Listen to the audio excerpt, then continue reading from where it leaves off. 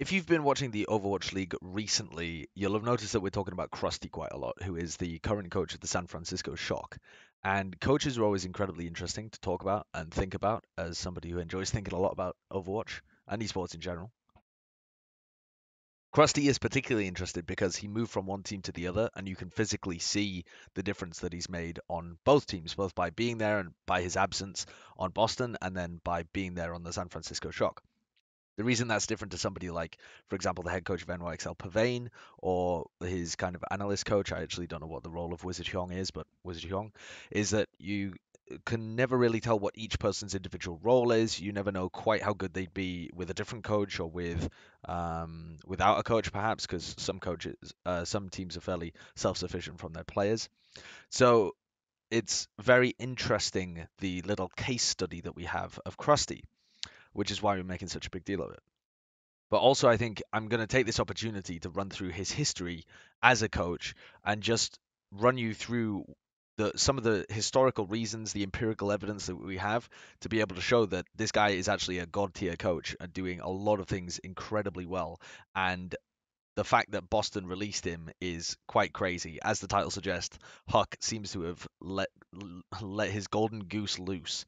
There's a loose goose in the hoose, and I don't mean big goose. So Krusty was hired. So here's the facts, right? Here's the facts of the case as they're presented. Krusty was hired as the head coach for Boston at the beginning of the Overwatch League, and Boston Uprising professed to have a very top-down approach.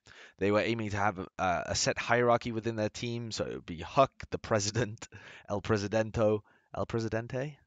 I don't know Spanish, and then it would be Krusty as the head coach, and then he had some other assistant coaches, and then it's the players. And they aimed to pick up very coachable players, and that was their philosophy coming into the Overwatch League. A good philosophy by all metrics, judging how they ended up performing. Krusty was the only Korean coach on the team, although they did have Huck, Shake, Minnie, and an analyst called Mr. Bleeple. Um, they have a team that's split 50-50 or sometimes 4 and 2 when Kalios was playing in terms of the Koreans compared to the Western players. Of course, the only Western players to play were, I suppose it was Dreamcast, but at some point now Mistakes, and then Kellex, and Note as well when it's the 3v3, or the 3 and 3 rather. But they only had one Korean coach, who presumably would also act as the translator, though I'm not 100% sure of that. So very pivotal role in that sense in terms of the intangibles as well as being the head coach for the team. And Boston finished sixth in stages 1 and 2, then finished first in stage 3. They failed to beat NYXL in the stage finals, but it was a close game by all accounts, certainly the closest 3-0 that I've ever seen. And when you look at them finishing sixth in stages 1 and 2, I think it's pretty interesting. You have to add context to that because yes, they finished sixth, but they looked a lot better than perhaps that pattern would suggest. And there was a clear pattern when you look at Boston's performance in stages 1 and 2, stage 3 as well. They were slow to begin, but they finished each stage very well. They won 4 out of their last 5 games on both stages against pretty tough teams. And at the end of stage 3, they were clearly the second best team in the league by a massive margin. And they were the second best team, in fact, for quite a while. It's just that people really realized by the end of stage 3 when they'd gone on that 15 match win streak. So that, again, another fact, they were literally just the second best team at that time. Thank you, Hex. uh, then Boston released, well, presumably released, because not many details have come to light, but he had a contract and cannot just presumably leave for another team.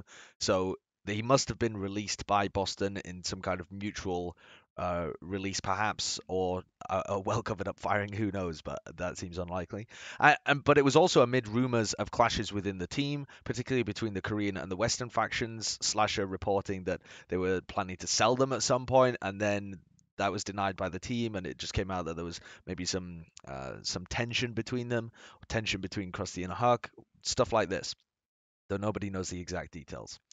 Then Krusty joins the San Francisco Shock, and this to me says a couple of things. Probably a fat payday as well with that NRG money, and also a chance to make another team look really good because that again bolsters his reputation as a coach. But also that's the pattern that he's had when you look over his past teams, because the guy's actually had quite a storied history as an Overwatch coach, more than most Overwatch coaches, honestly, because he's also hopped from team to team and made every team that he's on a lot better than it was when he wasn't there, or just into a good team right from the beginning. Now San Francisco Shock are a contender for the stage playoffs. It's still Is it still possible for them to get there? Yeah, I think so. They have to beat the Valiant and whatever other team they play. And so San Francisco Shock definitely improved, while Boston went on a 6-match loss streak without Crusty, punctuated by their final loss, which was to the San Francisco Shock, where Crusty was able to overcome his previous team. So they'd gone from a 15-match win streak into a 7-match loss streak.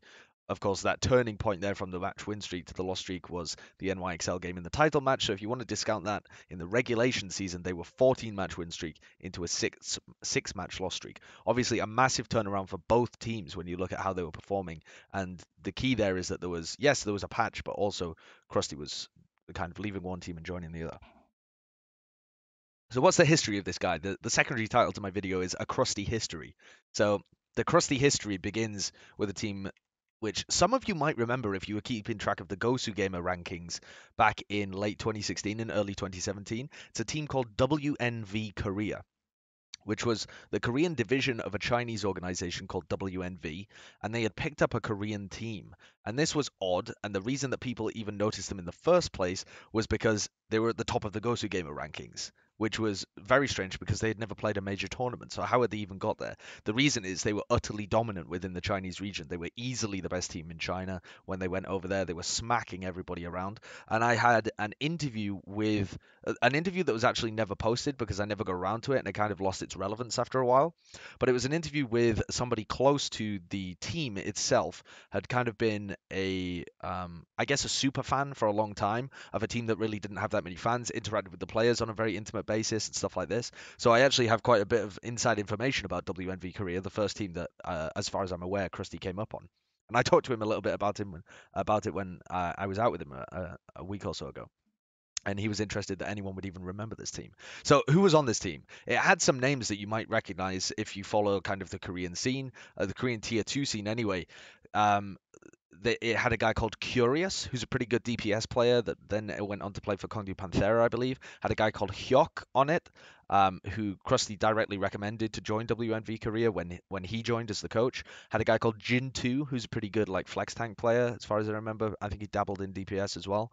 And a guy called Ding, who played Pharah and also played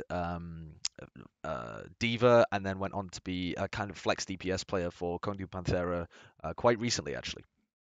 Then it also had two players that you will be very familiar with if you've ever watched Overwatch League. It had Kalios and it had Badoshin on it. So Kalios and Badoshin were little underlings of Krusty when he played, or when he coached rather, for wNv Korea. Which is interesting because he obviously then went on to either recommend or at the very least work with Kalios on the Boston Uprising, although he didn't actually get that much playtime. And Badoshin went on to be picked up for Kongdu Panthera, and then obviously the London Spitfire, where he's now regarded as one of the best Zenyatas in the league. Badoshin was their standout player on wNv Korea as well, standout player on Zen, and Anna particularly the Zen. He was practicing Zen way before Zen was actually meta, and the meta ended up swapping to Dive. Remember, we're talking about late 2016 here, and the very early 2017, so this was still kind of Anna meta at that time. But he was very good on Zenyatta even early on, would just wreck people in 1v1s. He looked as good as he does now, except he was playing against teams that weren't quite at that level and hadn't figured out quite how to play against Zenyatta. In some senses, a bit of a pioneer on that hero as well, although kind of tucked away in the Chinese scene. And he was also very good on Sombra, had been playing that since late 2016. Now, as I said, wNv Korea were an excellent team, but they never played a major tournament. So maybe you're wondering why this is. Korean team, why did they even move to China in the first place? Well, first of all, no Korean org wanted them. They were a very good team, but they took a while to develop. And if you're a Korean team in that time, when you're looking at 2017 and thinking, weighing up your options, well, it takes you 2 seasons to qualify for Apex. And if you don't have a Korean organization behind you, it becomes incredibly difficult to be able to justify the amount of time you're putting into the game. It also becomes difficult actually to just get that good when you're competing against other teams. There is a huge talent pool in Korea, and the supply far outweighs the demand in terms of the Korean organizations. So they couldn't get a salary behind them, and Apex is very difficult to get into in the first place. So in October of 2016, wNv Korea kind of explored the option of moving to China and joining an organization in China, there always appears to be money in China, a huge amount of investment opportunities over there, and obviously the teams weren't performing as well at the time. Now, immediately, this Korean team becomes the black sheep. They're the only Korean team at that point to wholesale move to another region. This was before Ardiont went to the Pacific Division and stuff like this. They were not in the Chinese Overwatch circle, in terms of the inner circle. They weren't in Shanghai as well, but they were actually in Beijing. So all of the tournaments happen in Shanghai. All of the team houses are in Shanghai and stuff like that. These guys physically moved and went to live in Beijing.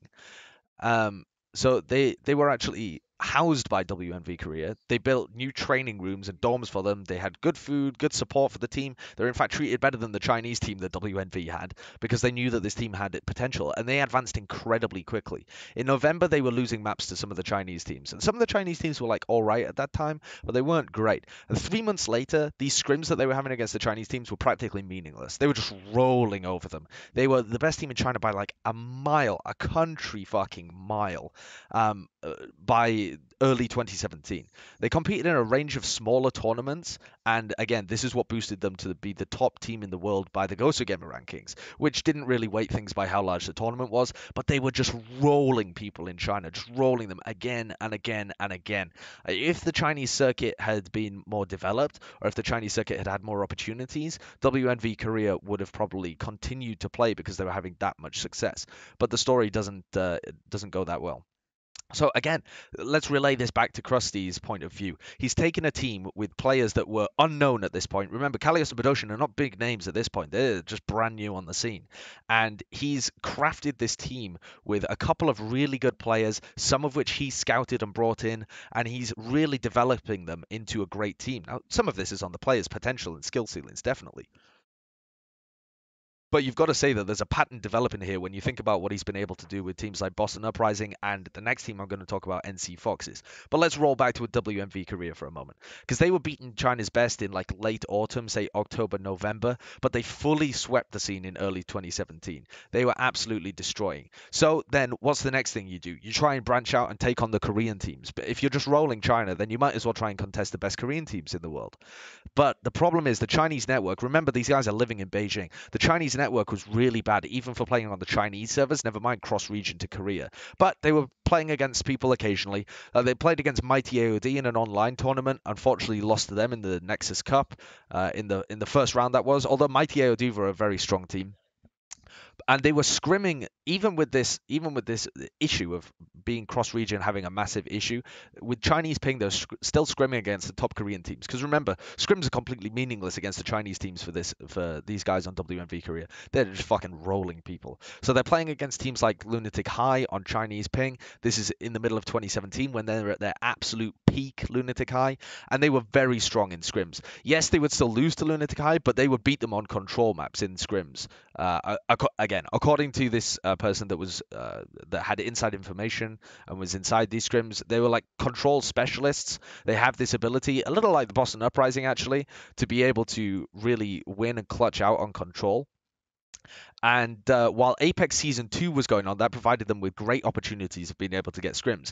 Their scrim schedule was full of Lunatic High, Cloud9 when they were over there, Misfits when they were over there, Meta Athena, and Lunatic. And again, as I said, they were losing to Lunatic High, but they would be able to beat them on control maps. Again, remember, this is Lunatic High at their peak, and this team's able to beat them regularly on control and end up like losing overall to them in their scrims on the thing. They were drawing with the EU and NA teams. Remember, these motherfuckers are playing on Chinese ping over to the guys in Korea playing on like low ping, and they're going even in scrims with the best European and North American teams that were in Apex Season 2.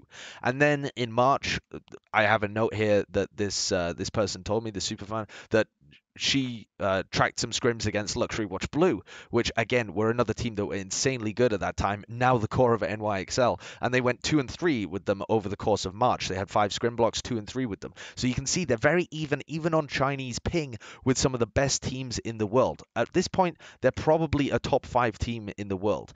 There's no way of really being able to tell, but the fact that they were showing utter dominance over in China, and we now know the skill ceilings of some of their players, and they were playing on Chinese ping, but still having such good scrim results reportedly, that it seems pretty likely that this team was actually like a very legit level team that just couldn't get the opportunities over in Korea and had to move over to China.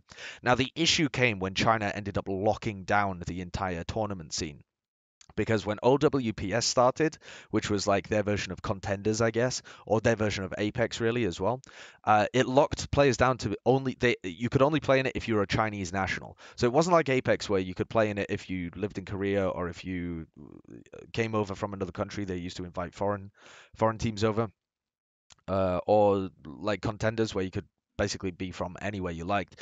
OWPS was only for Chinese nationals. Even the Taiwanese were not allowed to play in there. You must have an ID card showing that you're from the PRC, the People's Republic of China.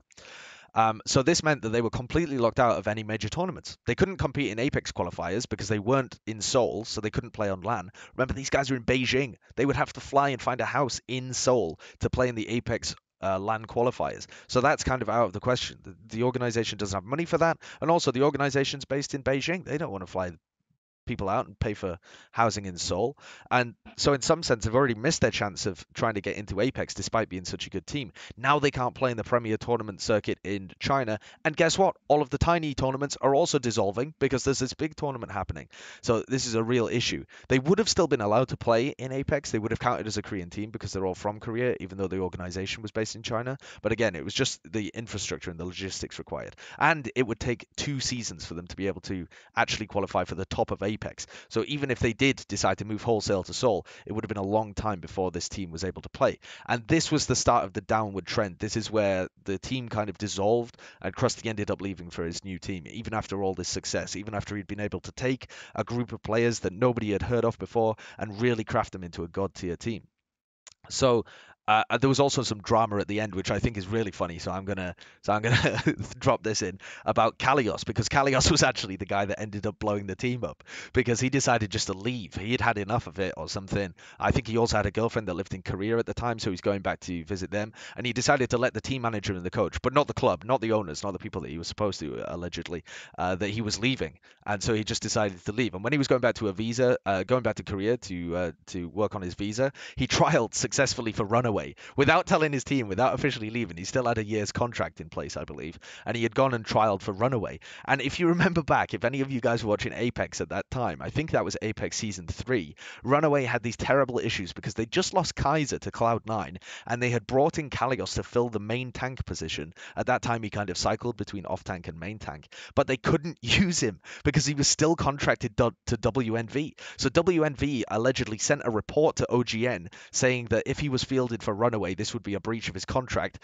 and Runaway were forced not to field him for risk of either OGN or legal punishment, perhaps, repercussions of some sort. And so they were unable to field him and ended up going out really early in the tournament. It was a horrible season for Runaway because they had all this shit going on behind the scenes.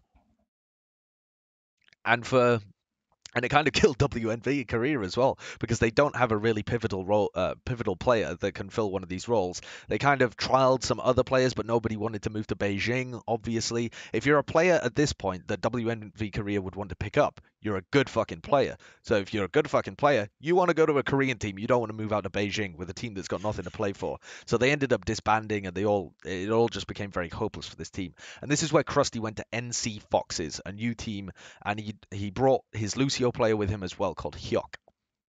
Now, NC Foxes are a very similar story, but I would argue had less talent to really develop. So Krusty again took a team that was kind of brand new, had players that nobody had really heard of. They weren't performing at the best level in the world. They qualified for Apex by finishing third in Challengers Season 4. So they were doing okay, but again, this is another story of Krusty being able to take putty and mold it into something really that worked really well in terms of being able to place highly in the tournament. This wasn't a team that ended up being like, I would say at their peak, they were top 8 in the world. Even though they finished top 4 in Apex, they had a very easy bracket to be able to get there. And so I think it's more fair to say that they were top 8 in the world. This wasn't as much of a success story, but also he was working with worse pieces, I would say. So if you consider the guys that he was playing with in NC Foxes, really the only names that should jump out to you as potential guys that we might see in Owl in the future. I mean, we already saw OG, the tank for the current Dallas Fuel. He used to work with Crusty in NC Foxes, but he left kind of early on and they moved Pumple into that role. And then Neko as well.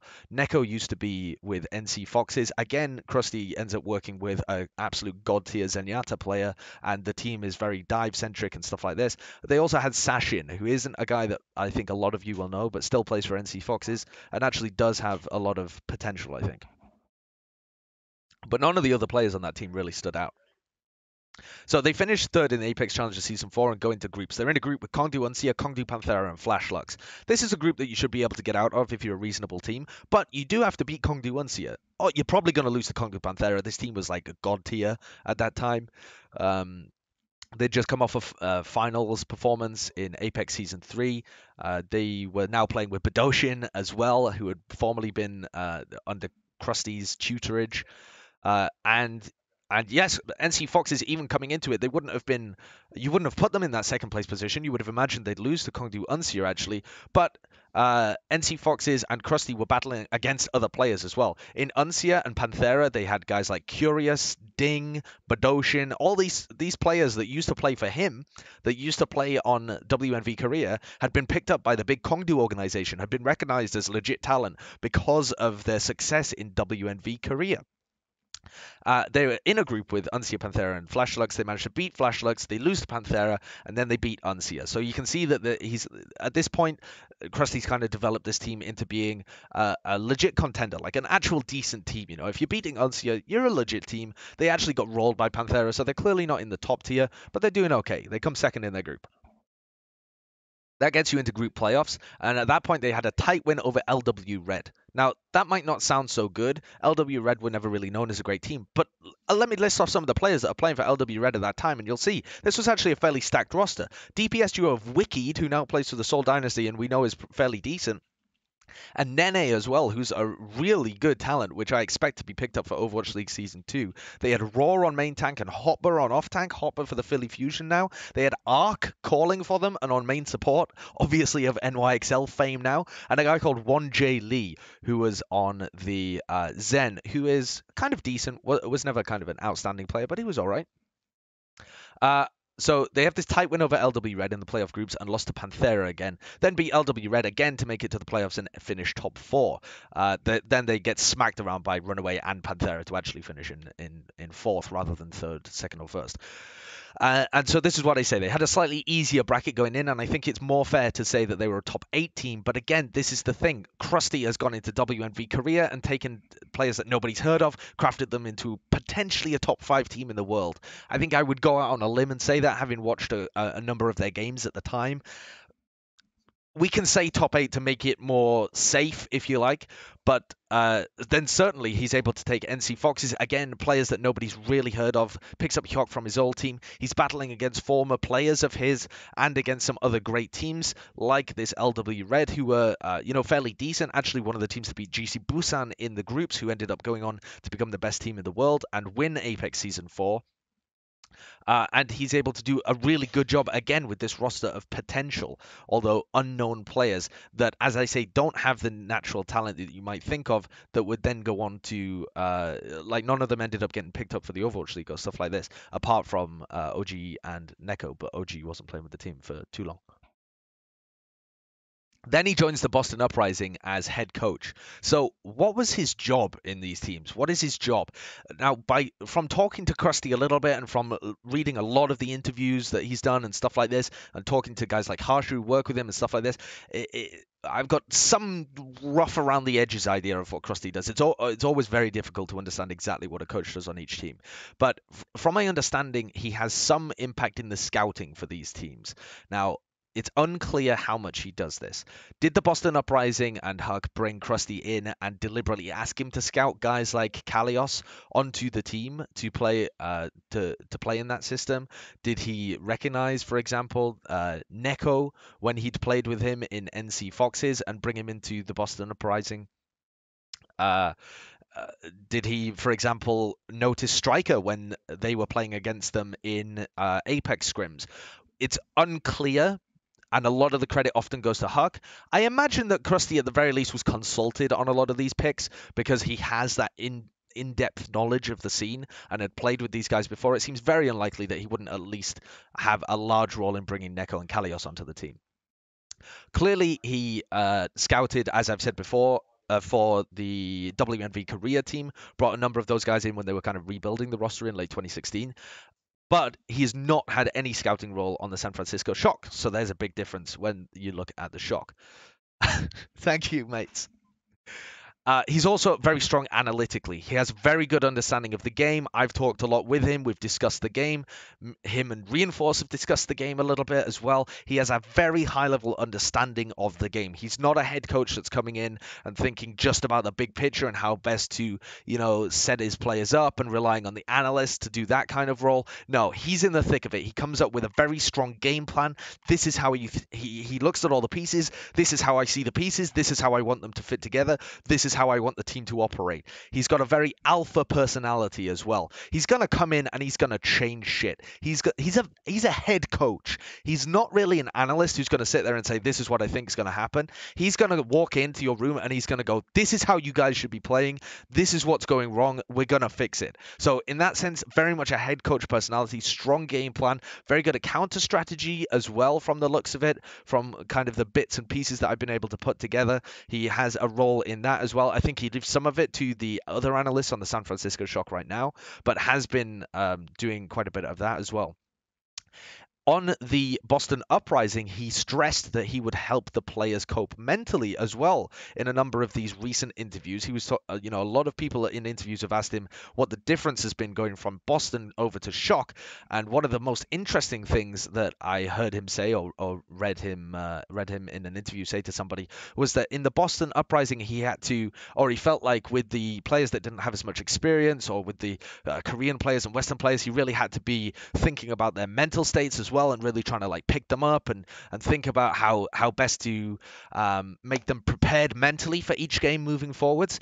Whereas you contrast that to the San Francisco Shock, and he said that he enjoyed coming into that team and just being a hard ass. He just kind of whipped the San Francisco Shock guys into line, and you can see that they have a lot of respect for him coming in because he helped Boston get to this 15 match win streak with the Boston Uprising, and so they respect him for that. And the San Francisco Shock guys, let's be real, need a bit of whipping. These are some strong personalities. They're kind of boisterous. They're lads, quite a lot of them, in that kind of slang definition of the term.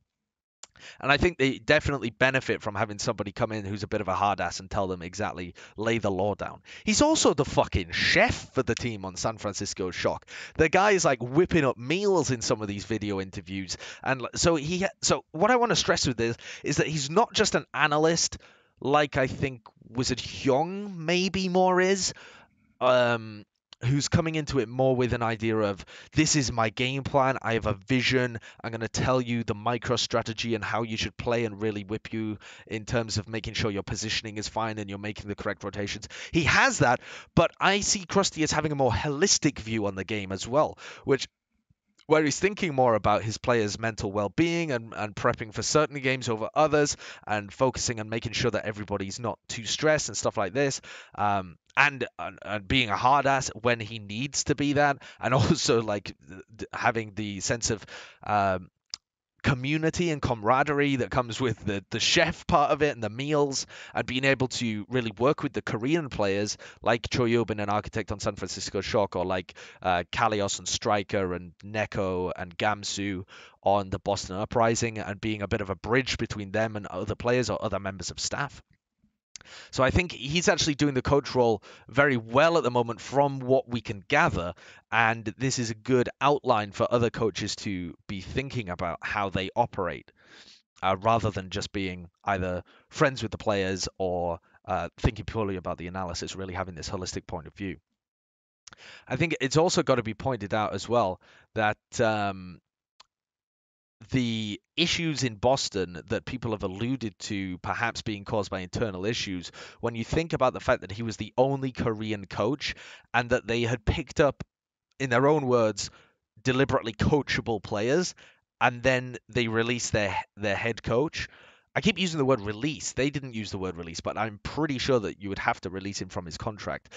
At least it would have to be mutual. Perhaps Boston will come out and refute this, but I somehow doubt it. So you've got to imagine that he was having also a big impact in terms of the internals within Boston, being a bit of a bridge between the Korean players. As I say, he was the only Korean coach, or the only coach that speaks Korean, as far as I'm aware. And yeah, and they were picking up coachable players, then getting rid of the head coach. So this is perhaps a bigger drop off than you might expect from, for example, San Francisco Shock losing Crusty. So the empirical evidence, I think, is there that Crusty is an excellent head coach. He has a track record. If you look at the 4 teams that he's coached so far, wNv.kr, NC Foxes, Boston Uprising, San Francisco Shock, he has a track record of taking newer, younger players and making them global contenders. No matter what the meta is, although he's predominantly worked in the dive meta, he has a track record of very high success levels with kind of mediocre teams or at least unknown talent and be able to really push them to the upper limits of their potential. Whatever that potential skill ceiling might be, it seems that Crusty is the guy to be able to get them there. You look at wNv Korea, it takes guys that have never been heard of, turns them into top 5 to top 8 team. He takes NC Foxes, some not as talented players in my opinion individually, and he still turns them into a team that gets top 4 at Apex, albeit in a slightly easier group. Still a top 8 team in the world, I would probably say. Then you look at the Boston Uprising, some players that people have very rarely heard of. Striker, nobody was particularly paying that much attention to. Neko, I don't think many people would have really said was a god tier Zenyatta coming into the league. Gamsu was playing on a mediocre team, but was always kind of thought of as a good player, a good main tank. But he then became one of the best in terms of working with Striker as well in that situation. And they went on a ridiculous win streak and really proved Huck's philosophy as well about picking up coachable players as long as you have a great coach behind them, which Crusty was. Then you look at the San Francisco Shock, and he's taken players that didn't really understand how to play the game, I would say, at the top level, but had potential there. Newer players, moldable players, guys that hadn't been playing that long or don't have real veteran experience, and he's really done a great job with this team, I think you got to say, and is only really at the beginning of what he could do. He's only joined this team in stage 4, and they've looked a lot better in stage 4. He's really making great use of that team. So the track record, the empirical evidence is definitely there, and I think that you have to think right now that Crusty is one of the best, if not the best, coach that we've seen in Overwatch up until this point. You would have to also put in names like the GC the GC Busan coaching staff from Apex Season 4, the combination of guys like, I believe it's Chang and Park and Hokuri, which ended up getting split up, and I think is partly to blame for that roster going downhill once they came into the Overwatch League. I think other names you have to throw in there, obviously, are Pavane and Wizard Hyung. And honestly, I don't know the names off by heart of the other NYXL coaching staff, although I'm sure there's more than 2. But those are 2 of the most famous, obviously. And it's more difficult to tell what they do because we can never see NYXL without them, and we can never see another team with Pavane and Wizard Hyung so far. So it's they are definitely doing something excellent with that team, but exactly how much is difficult. So I think those guys, you have to consider the de facto best coaches in Overwatch at the moment, because NYXL play the super meticulous, disciplined, no mistake style that's definitely been drilled into them by their coaches, I would say. But Crusty is right up there in terms of what he's been able to do with lesser players on the whole, honestly, and younger players. So I think this guy's got a fantastic future ahead of him, and I think this was my little tribute to him to run through his career and let everybody know what he's been capable of achieving so far, and we're only at the end of Overwatch League Season 1. Will he stay with San Francisco Shock? I'm not so sure. If I was Crusty, I don't know whether I would have signed multi-year contract with the San Francisco Shock that extended to Season 2. If I was smart about it, I think Crusty uses this opportunity to boost up his sale value and really just opens the bidding in Season 2. And he's like, motherfuckers, I'm the best free agent coach out there. Come and get me. And I think that's what teams will be doing in Overwatch League Season 2, particularly an expansion team, if you've got money to throw around and you have to work with scouts and with young talent and with up and coming players from Korea, I think Crusty is your man.